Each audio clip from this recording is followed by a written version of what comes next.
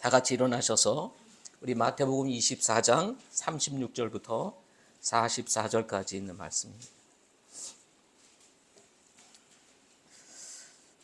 24장 36절부터 44절 제가 먼저 읽도록 이렇게 하겠습니다. 그러나 그날과 그 시각은 결코 아무도 알지 못하나니 하늘의 천사들도 알지 못하고 오직 내 아버지께서만 아시느니라. 오직 노아의 날들과 같이 사람의 아들이 오는 것도 그러하리라. 홍수 이전 시대에 노아가 방주로 들어간 날까지 그들이 먹고 마시고 장가가고 시집가고 하면서 홍수가 나서 그들을 다 쓸어버릴 때까지 알지 못하였나니 사람의 아들이 오는 것도 그러하리라. 그때 두 사람이 들에 있을 터인데 하나는 붙잡혀 가고 다른 하나는 남겨질 것이요. 두 여자가 방앗간에서 맷돌을 밟고 있을 터인데 하나는 붙잡혀가고 다른 하나는 남겨지리라. 그러므로 깨어 있으라. 어느 시각에 너희 주가 올지 너희가 알지 못하느니라. 그러나 이것을 알라. 만일 집주인이 도둑이 어느 정점에 올 줄 알았더라면 깨어 있어 자기 집이 흘리지 않게 하였으리라. 같이 읽겠습니다. 그러므로 너희도 준비하고 있으라. 너희가 생각하지 않는 시각에 사람의 아들이 오느니라. 아멘. 자리에 착석하시겠습니다. 오늘 하나님의 말씀의 제목은 깨어 있으라 라고 하는 제목으로 말씀을 전하도록 이렇게 하겠습니다.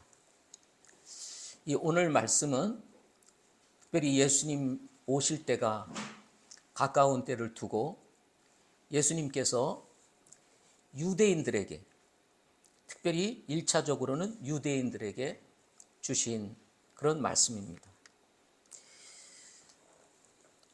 지금 시대가 아주 급속도로 변해가고 있다는 사실을 우리 모두는 감지하고 있습니다. AI 시대가 도래하는가 싶더니 또 로봇이 등장한다 싶더니 이제는 정말 사람 이상의 지능을 가지고 다가오고 있다는 사실들을 우리가 피부로 느끼고 있습니다. 단순히 지식만 전달해주는 그런 정보를 주는 로봇이 아니라 이제 생각하고 판단하고 또 감정까지도 가지고 어떻게 보면 앞으로 이 AI 시대에는 AI가 세상을 지배하는 이런 시대가 된다라고 하는 이런 일들이 여러 소식을 통해서 우리에게 들려오고 있습니다. 앞으로 세상은 무서운 시대가 될 것이다. 그렇게 이야기를 합니다. 저도 가끔 챗GPT라든지 이런 걸 하다가 보면 야, 세상이 무섭구나. 내가 알지 못하는 정보들을 다 주고 또 그 방대한 지식들을 언제든지 물어봐도 주는 그런 그 상황들을 이렇게 경험해 보면서 정말 우리가 상상으로만 생각했던 시대가 지금 우리 앞에 다가오고 있구나 하는 생각을 가지게 됩니다. 더군다나 최근에 또 우리 미얀마에서 큰 지진이 있어서 네피도라고 하는 도시는 약 한 200km 떨어진 곳에 이제 수도가 있는데 한 30km 정도 되는 도시에서 이제 지진이 발생함으로 인해서 건물이 무너지고 난리 난 상황들을 우리가 뉴스를 통해서 접하게 되었습니다. 실제 사망자는 한 100명 정도로 이렇게 보도되고 있지만 지금 들려오는 뉴스에 의하면 1만 명 이상이 아마 사망을 했을 가능성이 크다라고 이렇게 이야기를 하고 있습니다. 태국에서도 그 지진의 여파로 빌딩을 짓던 30층 이상의 빌딩이 그 자리에서 무너지는 장면들을 우리가 뉴스를 통해서 보셨을 겁니다. 저희들이 가고자 했던 몽골은요, 사실은 1년 내내 비가 잘 오지 않는 그런 곳이었습니다. 그런데 최근에는 날씨가 바뀌어서 이제는 비가 자주 오는 그런 환경으로 바뀌어가고 있다고 합니다. 우리나라도 이제는 사계절이 뚜렷한 그런 나라에서 이제 봄과 가을이 줄어들고 여름과 겨울이 길어지는 이런 환경으로 점점 바뀌어가고 있습니다. 어떤 유튜버가 사우디를 놀러 갔는데, 여행을 하는데 우박이 막 쏟아지는 장면을 카메라에 담아서 이렇게 보여주는 것을 보았습니다. 우박도 작은 우박이 아닙니다. 큰 우박이 막 떨어지는 장면. 그러니까 지금 전 세계적으로 기후의 변화들이 일어나면서 정말 이 시대가 종말로 가고 있는 것은 아닌가 하는 느낌을 줄 정도입니다. 성경은 이미 오래전부터 주님이 다시 오실 것이라고 하는 사실과 함께 이 세상의 어느 끝에는 반드시 종말이 있다는 사실을 예고해 왔습니다. 그런데 그것이 시간이 흘러서 굉장히 우리 앞에 다가와 있다는 사실을 믿는 사람이나 믿지 않는 사람들조차도 느끼고 사는 그런 시대에 우리가 살고 있습니다. 오늘 본문 말씀은 예수님께서 지상에 재림하실 때를 말씀하고 있는 내용입니다. 예수님께서 지상에 감난산 위에 재림하시기 직전 7년 동안 우리가 그동안 보도 듣지도 못했던 아주 큰 환난, 지금까지 있었던 그런 환난과 고난보다도 더 심각한 큰 환난이 있게 될 것이라고 성경은 말씀하고 있습니다. 이것을 일명 7년 대환난이다 라고 이렇게 이야기를 하고 있습니다. 근데 이 7년 대환난이 시작이 되기 전에 예수님께서 구름을 타고 공중에 임하시게 되면 예수님 믿고 구원받은 성도들이 들림을 받아서 공중에서 주님을 만나게 될 것이라고 하는 말씀을 고린도전서 15장 50절과 58절 그리고 데살로니가전서 4장 13절부터 18절에 아주 선명하게 기록하고 있습니다. 우리가 살아오는 이 과정 속에서 이해하기 힘든 일이라고 할 수가 있을 것입니다. 과연 그런 일들이 벌어질까?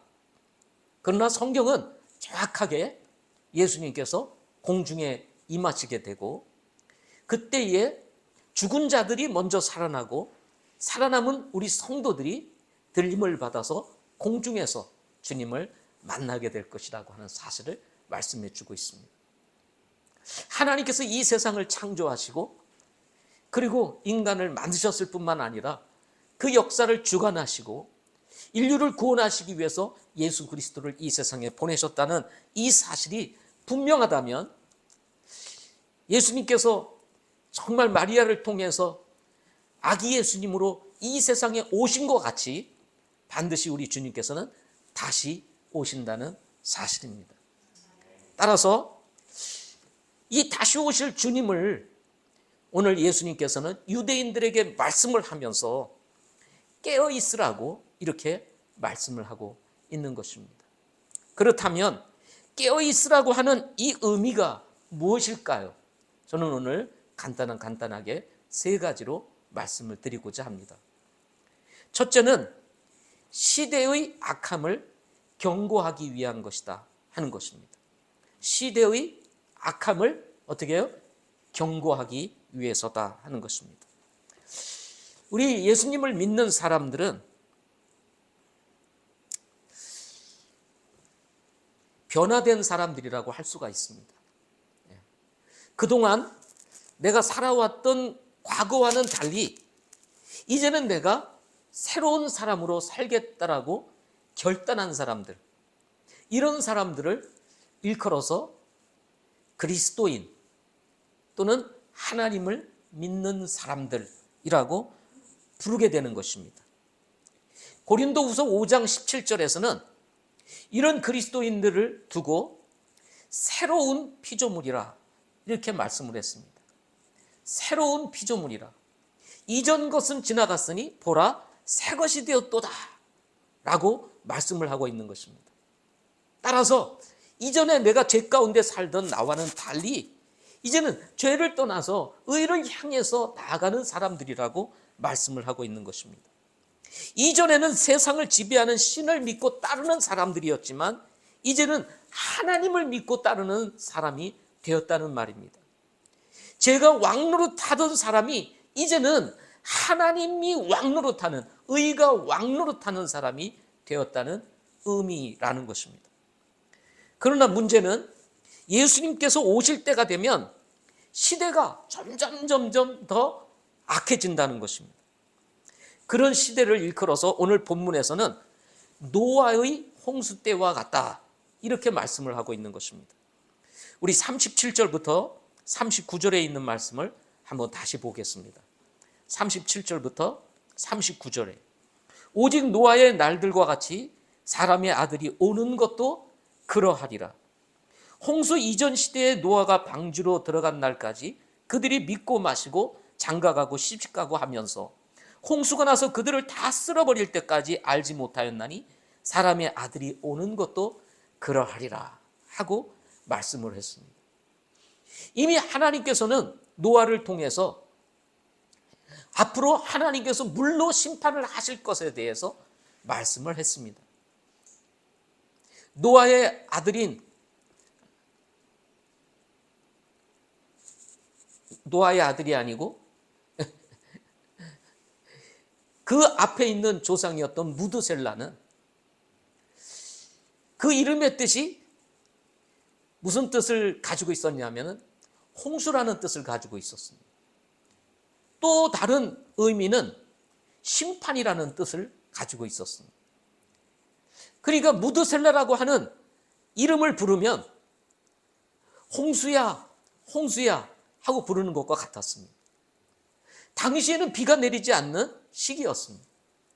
그러니까 비가 내리지 않는 시기에 홍수가 있다라고 하는 것, 심판이 있다라고 하는 것은 사람들이 믿기가 어려운 일이었습니다. 그러나 하나님께서는 이미 무드셀라를 통해서 앞으로 홍수 심판이 있을 것이라고 하는 것을 창세기 5장에서 이미 예언을 하신 것입니다. 그리고 하나님께서 노아를 통해서 방주를 만드시라고 말씀하신 이후에 100년 동안 노아는 끊임없이 방주를 만들었습니다. 그 방주를 만든다는 것은 이미 하나님께서 물로 심판하실 것이라고 하는 것을 세상에 알리는 일과 같았습니다. 당시 환경은 비가 내리지 않는 상황이었기 때문에 노아가 방주를 짓는 것은 그야말로 어리석고 무지한 일이라고 사람들은 생각했을 것입니다. 쉽게 얘기하면 이 노아가 미치지 않고서는 어떻게 비도 오지 않는 이 시대에 앞으로 홍수 심판이 있을 것이라고 생각하며 방주를 지을 수가 있겠느냐라고 사람들은 그렇게 생각을 했습니다. 아무리 노아가 홍수 심판이 있을 것이라고 얘기를 해도 사람들은 믿지 않고 여기 본문에 있는 말씀처럼 먹고 마시고 시집가고 장가가는 일들을 했다고 말씀을 합니다. 이 먹고 마시고 시집가고 장가갔다는 이 말은 그 자체가 나쁘다는 것이 아니고 다른 말로 얘기하면 하나님을 의식하지 아니하고 자기가 살아가는 일에 몰두를 하고 있었다라고 하는 것을 증명하는 그런 이야기인 것입니다. 당시 사람들의 삶에는 하나님이 빠져 있었습니다. 하나님이 사람을 지으시고 이 만물, 우주 만물을 운행하고 계심에도 불구하고 그들의 삶에는 하나님이 빠져 있었습니다. 그야말로 하나님을 떠나서 자기들이 원하는 대로 삶을 살고 있었다는 것입니다. 따라서 그들의 삶에는 영적인 도덕적 가치와 질서가 무너져 있을 뿐만 아니라 그야말로 사람이 기뻐하는 대로 즐거워하는 대로 사람이 중심이 되어서 사는 시대가 되었다는 것입니다. 아마 지금과 같이 당시 문화도 발전했고 또 여러 가지 사회적 환경도 발전을 했을 것입니다. 예. 많은 변화들이 그들에게 찾아왔을 것입니다. 사람들은 그것을 즐기며 자기 나름대로 살아가는 일에 몰두를 하고 있었을 것이다 하는 것입니다. 마치 지금 우리가 살아가고 있는 이 시대는 노아의 시대와 같이 그렇게 사람들이 살아갈 것이라고 말씀을 하고 있는 것입니다. 그런데 제가 보니까요, 지금은요 노아 시대보다 더한 것 같습니다. 우리 백창현 씨와 지난 금요일 3단 냉면에 가서 냉면을 같이 먹으면서 차를 타고 교제를 하면서 이렇게 갔는데요, 제주도에도 가모소가 있는데 그 가모소에다가 돼지고기를 납품을 한답니다. 그러니까 하도 가고 싶어가지고 한번 가보고 싶어서 자기가 직접 가봤다고 합니다. 그리고는 거기에 계시는 분들에게 물어봤는데 이 제주 가모소에 어떤 사람들이 많이 와 있느냐 하면은 경제사범들이 많이 와 있다는 겁니다. 경제사범. 그 중에서도 사기치다가 걸린 사람들이 그렇게 많이 들어와 있다고 합니다. 그러면서 아주 열변을 토하면서 저한테 하는 말이 뭐라고 얘기했냐면, 목사님, 사기꾼들이 너무 많습니다. 그러는 거예요. 사기를 치는 사람들이 너무 많습니다. 조심하지 않으면 언제 사기를 당할지 알지를 못한다는 것이죠. 열변을 토하면서 이야기하는 것을 보았습니다. 진짜 그렇습니다. 오죽하면 전화가 와도 모르는 전화는 받지를 않을 정도입니다. 070은 특별히 그렇습니다. 근데 070을 떠나서 이제는 010으로 전화를 와도 받기가 무서운 시대가 돼버리고 말았습니다. 사기꾼들이 그렇게 많다는 것입니다. 뿐만 아니라 이단 종교들이 성행을 하고 거짓과 술수가 난무하는 그런 시대가 되어버리고 말았습니다. 악한 시대의 문제는 예수님에 대한 의식이 아예 없다는 것입니다. 사람들의 관심이 하나님으로부터 멀어진다는 것입니다. 종교성도 점점 사라져가고 있습니다. 오히려 거꾸로 이단 종교가 성행을 하는, 성경에 나오는 말씀대로 지금 이 시대가 바뀌어가고 있는 것입니다. 이런 세상에 대해서 주님께서는 말씀을 하시면서 당시 예수님을 따르고 있었던 많은 사람들, 그리고 제자들에게 주님은 깨어있으라고 말씀을 하고 있는 것입니다.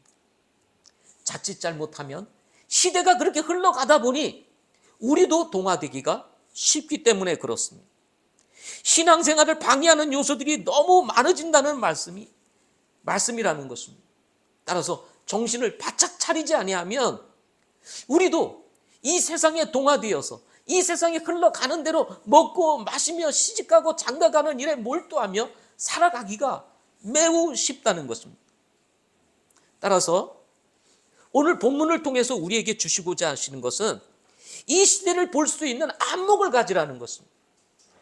이 시대를 들여다볼 수 있는 영적인 통찰력이 우리 성도들에게 필요하다는 사실을 우리 주님께서 말씀을 하고 있는 것입니다. 우리가 알지만 시대를 살아가면서 이 악한 시대에 망하는 사람들의 특징이 뭐냐면 모르기 때문에 당한다는 것입니다. 알면 당하지 않습니다. 문제는 모르기 때문에 당한다는 것입니다. 또 사기꾼들은 그런 사람들을 찾아서 타겟으로 삼아가지고 사기를 치는 일들이 일어난다는 것입니다. 그러므로 이 악한 시대에 성도들이 깨어있기 위해서는 말씀을 가까이 하고 주님과 교제인 기도를 하나님 앞에 나아가서 드리며 영적으로 깨어있는 삶을 살아야 한다는 것입니다. 저는 이런 시대에 우리의 믿음과 이 순수함을 유지하기 위해서는 무엇보다도 말씀에 대한 지식이 우리의 마음에 깊이 새겨져 있어야 한다는 것입니다. 이것이 기준이 되어질 때 우리는 이 세상을 분별하고 시대가 어떻게 흘러가는지를 알고 우리가 조심하며 경계할 수 있는 영적인 힘이 생길 수 있다는 것입니다. 뿐만 아니라 주님과의 교제인 기도도 우리는 놓지 말아야 합니다. 기도를 통해서 우리는 지혜를 얻을 수가 있기 때문에 그렇습니다. 우리가 모든 것을 다 할 수 있다고 생각하지만 그렇지 못한 것이 많습니다. 하나님의 도움이 필요하고 하나님이 주시는 위로부터 내리는 지혜가 우리가 살아감에 있어서 꼭 필요한 것입니다. 따라서 말씀과 기도를 붙잡고 살아가는 믿음의 성도들 될 수 있기를 바랍니다. 두 번째로는 시간적인 측면으로 경고하는 메시지라고 할 수가 있습니다. 우리 36절 말씀에 보면 그러나 그 날과 그 시각은 결코 아무도 알지 못하나니 하늘의 천사들도 알지 못하고 오직 내 아버지만 안다고 말씀하셨습니다. 42절에 보면 그러므로 깨어 있으라 이는 시각에 너희 다시요 42절 말씀 그러므로 깨어 있으라 어느 시각에 너희 주가 올지 너희가 알지 못한다 하고 이렇게 말씀을 하고 있습니다. 어느 시각에 어느 시간에 우리 주님이 오실는지 우리가 모른다는 것입니다. 44절을 보십시오. 생각하지 않는 시각에 사람의 아들이 온다 하고 말씀을 했습니다. 생각하지 않는 시간에 사람의 아들이 온다는 것입니다. 벌써 이제 오늘이 3월의 마지막 주일입니다. 멀리 있을 것만 같았던 4월이 벌써 이제 이번 주간으로 다가왔습니다. 한 달 한 달 지나가니 벌써 4월, 조금 있으면 5월, 그리고 또 한 해는 지나가게 될 것입니다. 그렇게 추웠던 겨울 지나가고 이제 봄이 오는가 싶으면 곧 여름이 온다는 거죠. 오지 않으실 것만 같았던 우리 주님께서 계절이 바뀌고 순환이 되면서 다시 찾아오듯이 주님은 반드시 오신다는 겁니다. 바울은 이 사실을 두고 이렇게 기록하고 있습니다. 데살로니가서 5장 3절에 그들이 평안하다 안전하다 하고 말할 그때에 아이벤 여자에게 해산의 고통이 임하는 것 같이 갑작스러운 파멸이 그들에게 임하나니 그들이 피하지 못하리라 하고 말씀을 합니다. 평안하다 안전하다고 말할 그때에 아이벤 여자에게 해산의 고통이 임하는 것 같이 갑자기 임하는 것 같이 우리 주님께서 이 세상에 오심으로 어떤 사람들은 파멸에 이르게 될 것이다 라고 성경은 말씀하고 있습니다. 물론 거듭난 성도들은 걱정할 필요가 없습니다. 예수님을 믿고 구원받은 사람들은 주님이 언제 오시든지 문제가 없습니다. 왜냐하면 우리는 변화를 받아서 공중에서 주를 만나게 되고 주님이 우리를 위해서 예비하신 하늘의 왕국에서 살게 될 것이기 때문에 그렇습니다. 따라서 공중에 주님이 오시든지 아니면 지상에 주님이 오시든지 아무런 문제가 없습니다. 왜? 우리는 변화된 몸으로 주님을 만나게 될 것이기 때문에 그렇습니다. 문제는 아직 영적으로 잠자고 있는 유대인들입니다. 문제는 아직도 주님을 알지 못하고 있는 수많은 사람들이라는 것입니다. 따라서 주님은 이 말씀을 통해서 잠자고 있는 영혼을 깨우고 싶었던 겁니다. 과연 예수님이 다시 오실까? 이게 말이나 되는 얘기인가? 마치 저 소설 속에 있는 내용과 같이 여겨지는 이 내용이 과연 사람들에게 믿어질까? 이게 말이나 되나? 이런 생각을 할 수 있겠지만은 주님은 반드시 이런 일이 있을 것이라고 유대인들에게 말씀을 하고 있는 것입니다. 이방인들을 향하여 이 말씀을 하고 있는 것입니다. 다시 오신다는 것입니다. 주님이 초림하신 것처럼 다시 주님은 재림하신다는 말씀인 것입니다. 성경에 보면 착하고 충성된 종과 게으른 종에 대한 이야기가 나옵니다. 이 착하고 충성된 종과 게으른 종의 이야기도 결국은 뭐와 관련이 되어 있냐면 주님의 재림과 관련되어 있는 말씀입니다. 주인이 멀리 타국으로 떠났다가 다시 돌아오면 착하고 충성된 종이 열심히 장사한 것을 계산하겠다는 것입니다. 그러나 게으른 종은 장사하고 준 미천을 그대로 남겨뒀다가 그대로 주님께 가져오잖아요. 주인에게. 그래서 게으르고 악한 종이라는 책망을 받습니다. 착하고 충성된 종과 게으른 종의 차이는 무엇일까요? 그것은 다른 것이 아닙니다. 잠을 자느냐 깨어있느냐의 차이라고 할 수가 있는 것입니다. 이 시대의 문제는 사람들이 열심히 사는 것의 문제가 아니라 하나님에 대하여 깨어있느냐 잠자고 있느냐의 문제라는 것입니다. 저는 우리 성도들이 이것에 대해서 영적으로 깨어있기를 소망합니다. 자칫 우리도 이 세상을 살다가 보면 사는 것에 그냥 몰입하다가 보면 주님이 다시 오음에 대한 의식을 하지 못한 채 살아가기가 쉽다는 것입니다. 영적으로 깨어 있어야 합니다.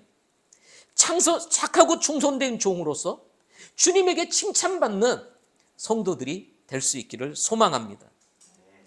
따라서 오늘 이 메시지의 핵심은 뭐냐? 언제 올지 모르니 깨어 있으라는 것입니다.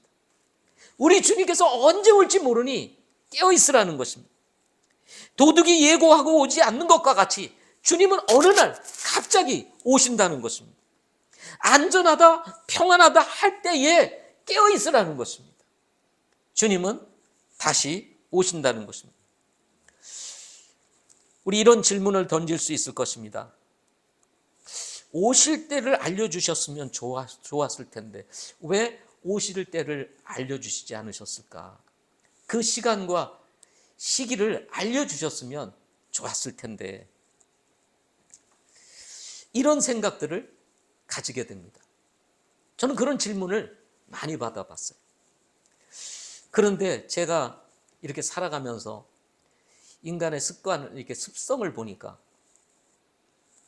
제가 시험 기간이 되면은요, 제가 학교를 다닐 때도 이미 다 알고 있습니다. 그런데도 공부 잘 안 해요. 그리고 언제 하죠? 가까이 다가와가지고 벼락치기로 공부를 합니다. 해야 된다는 걸 알아요. 그런데 하나고 어쩌다가 미적미적 되다가 이제 때가 돼서야 비로소 급하니까 공부를 한다는 거죠. 이게 우리들이 가지고 있는 습성이라는 것입니다. 오히려 시간을 알려주셨으면, 시기를 분명하게 알려준다면, 그러면 이때까지는 내가 그냥 아무렇게 살다가 그때 가서 예수님을 제대로 믿으면 되겠지라고 생각하기가 쉽다는 것입니다. 기독교를 국교로 선포했던 로마의 황제 콘스탄틴 대제가 당시에 어떤 교리가 있었냐면 침례를 받으면 구원을 받는다라고 하는 교리가 그때 성행을 하고 있었습니다. 침례를 받으면 구원을 받는다. 그러니까 이 콘스탄틴 대제가 내가 예수님을 믿고 구원을 받으면 마음대로 살 수가 없으니 내가 죽기 전에 그러면 침례를 받고 구원을 받아야 되겠다. 이렇게 생각을 했다고 합니다. 그래서 그는 침례를 받지 않았다고 합니다. 그리고 역사의 어느 흔적 속에서도 이 콘스탄틴 대제가 침례를 받았다고 하는 기록이 남아있지 않다는 것입니다. 침례를 받으면 구원을 받는다? 그러니 침례를 받으면 내가 마음대로 못 사니 내가 죽기 전에 침례를 받으면 되지 않겠나? 이것이 사람들이 가지고 있는 기본적인 생각이라는 것입니다. 따라서 우리 주님께서 오실 시기와 때를 정확하게 알려주지 않은 것은 몰라서가 아니라 성도들로 하여금 항상 깨어있도록 하기 위해서였다는 것입니다. 이 본문 말씀을 이어서 쭉 읽어보면 신실한 종에 대한 이야기가 바로 이어서 나옵니다. 하나님께서 이 시대의 성도들에게 필요한 것은 신실함이라는 것입니다.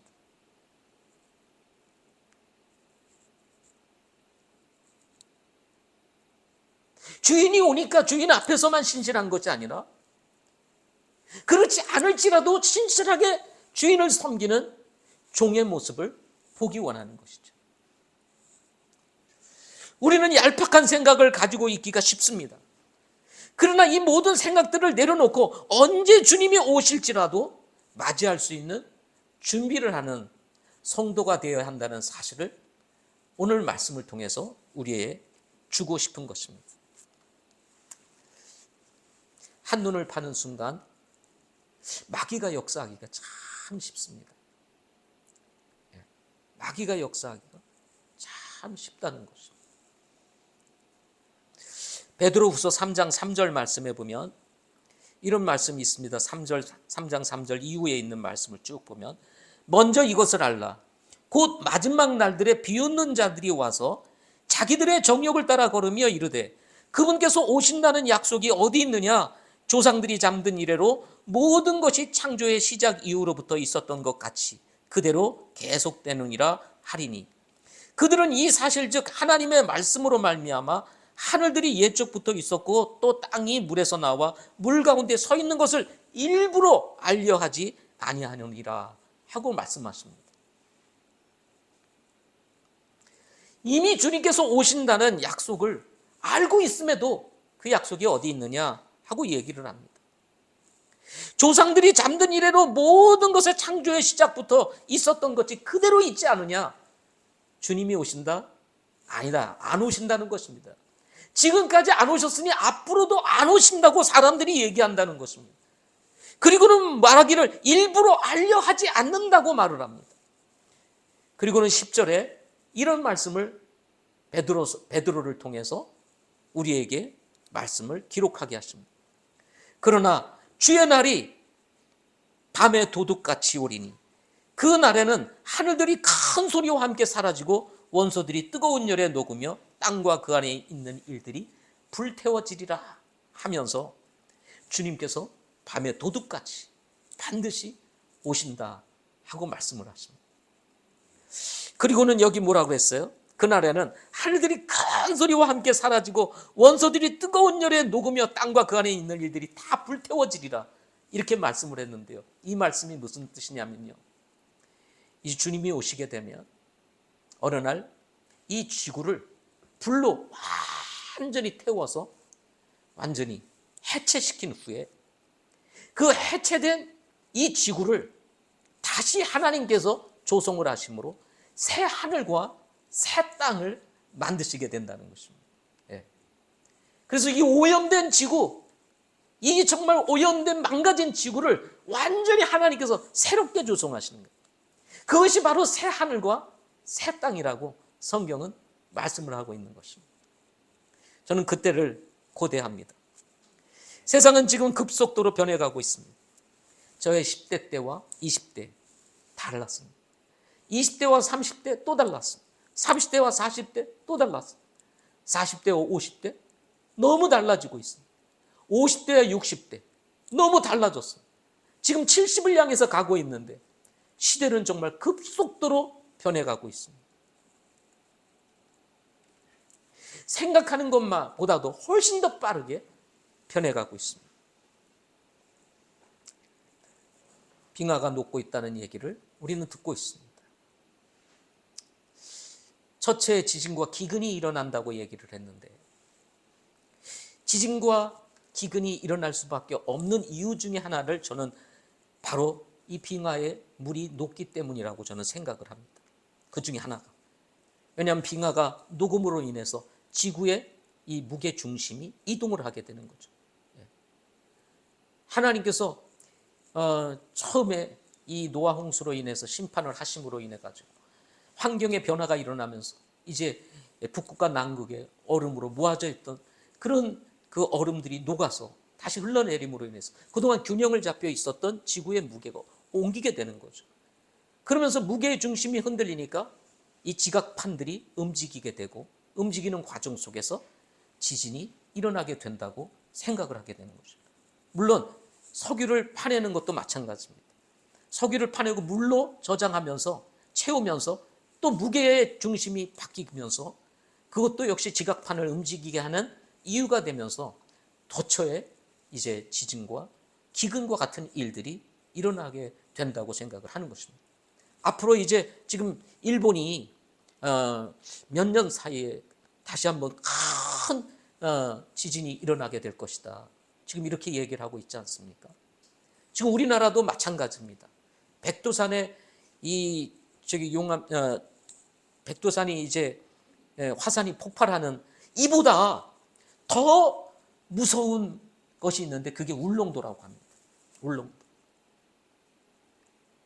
울릉도가 화산을 폭발하면 이게 아주 심각하다는 거예요. 그리고 그 가능성이 훨씬 더 높다고 합니다. 지금 이런 일들이 지금 우리 주변에서 일어나고 있습니다. 그리고 실제로 일어날 것이라고 저는 생각을 합니다. 실제로 지구 환경의 변화에 따라서 그야말로 성경에서 예언하고 있었던 이 내용들이 지금 세계에서 일어나고 있다는 것입니다. 이런 말씀들을 통해서 볼 때 주님이 오실 때가 매우 가깝다는 것입니다. 그러므로 우리가 영적으로 깨어 있어야 된다는 것입니다. 우리가 하나님을 믿는 사람으로 어떻게 살아야 되는지를 우리가 정신을 차리고 이 말씀을 통해서 우리의 삶을 조정하고 정말 주님이 오실 때 주님을 맞이할 수 있는 준비를 해야 된다는 사실을 말씀해 주고 있는 것입니다. 자칫 우리가 안전하고 평안한 이 시대에 영적으로 잠자기가 쉽기 때문에 그런 것입니다. 마지막으로 영적인 측면으로 깨어 있으라는 메시지라는 것입니다. 40절과 41절 말씀을 한번 보겠습니다. 40절과 41절. 그때 두 사람이 들에 있을 터인데 하나는 붙잡혀가고 다른 하나는 남겨질 것이요. 두 여자가 방앗간에서 맷돌을 갈고 있을 터인데 하나는 붙잡혀가고 다른 하나는 남겨지리라. 그러므로 너희도 준비하고 있으라 하고 말씀을 하셨습니다.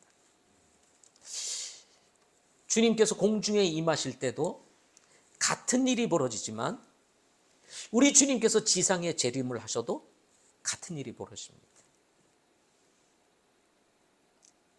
7년 대환란 기간 동안 하나님을 믿고 구원받은 성도들이, 죽은 성도들은 이미 주님 앞에 가 있지만은 살아있는 사람들도 결국은 주님에게 붙잡힌 바 되어서 변화된 몸을 가질 수 있기 때문에 그렇습니다. 예수님의 재림은 유대인뿐만 아니라 우리 성도들의 운명을 결정하는 중요한 사건이 될 것이라는 사실을 이 말씀을 통해서 우리에게 깨우치고자 하는 것입니다. 하나님 편에 서 있느냐 그렇지 않느냐의 문제는 먹고 사는 문제와는 차원이 다릅니다. 남겨질 사람은 심판이지만 변화되어 하늘로 올라가는 사람들은 영원한 왕국으로의 짐이기 때문에 그렇습니다. 성도와 불신자와의 차이는 현실만을 보느냐 아니면 영적인 시각을 가지고 바라보느냐의 차이라고 할 수가 있습니다. 하나님을 믿고 사느냐 믿지 않고 사느냐의 차이라고 할 수가 있다는 것입니다. 저는 우리 성도들이 이 땅에 살아가면서 우리가 믿는 하나님을 굳게 붙잡고 살아가기를 소망합니다. 우리가 살다가 보면 어려움이 찾아올 수 있습니다. 그러다 보면 의문이 생기게 되고 의문이 생기다 보면 우리의 믿음의 손을 놓기가 쉽습니다. 물론 하나님은 우리를 굳게 붙잡고 있습니다. 하나님은 우리를 붙잡고 있지만 우리가 하나님에 대한 손을 놓는 순간 하나님께서도 우리를 놓은 것 같은 착각을 가지고 살아갈 수가 있다는 것입니다. 뿐만 아니라 하나님을 믿지 않는다면 저는 오늘 이 말씀을 통해서 정말 하나님을 믿고 사는 축복이 우리 여기 계신 분들에게 있기를 소망합니다. 우리가 예배를 드리고 성경 공부를 하고 때로는 소그룹 모임을 하고 또 큐티를 하면서 개인적으로 하나님을 만나는 시간을 갖는 이유는 하나님이 살아계심을 우리는 믿기 때문에 그렇습니다. 언제든지 주님이 오신다면 우리가 기꺼이 그 주님을 맞이하고 싶은 그런 간절한 마음이 우리에게 있기 때문에 그렇습니다. 삶의 목적은 소유의 문제가 아닙니다. 삶의 목적은 방향의 문제인 것입니다. 우리가 얼마나 어떤 것을 소유하느냐가 중요한 것이 아니라 우리가 어떤 방향을 가지고 살아가느냐가 중요하다는 것입니다. 예. 오늘 이 본문에 있는 이 말씀을 통해서 주님께서 우리에게 주시고자 하시는 정말 메시지의 핵심, 그것은 바로 우리가 어떤 방향을 가지고 살아갈 것이냐 하는 거예요. 예. 그것이 깨어있느냐 잠자느냐를 결정할 수 있다는 것입니다. 저는 여러분이 영적으로 깨어있기를 소망합니다. 아멘. 다시 오실 주님을 바라보면서 맞이할 준비를 하며 살아가는 믿음의 사람들이 될 수 있기를 소망합니다. 아직도 수많은 사람들이 영적으로 잠자고 있습니다. 주님이 오실 것을 아예 믿지 않고 살아가고 있습니다. 이때 그 잠자고 있는 영혼들을 깨울 수 있는 사람이 누구일까요? 바로 저와 여러분이 아니겠습니까? 지금 우리는 깨어 있어야 할 때입니다. 기도하겠습니다.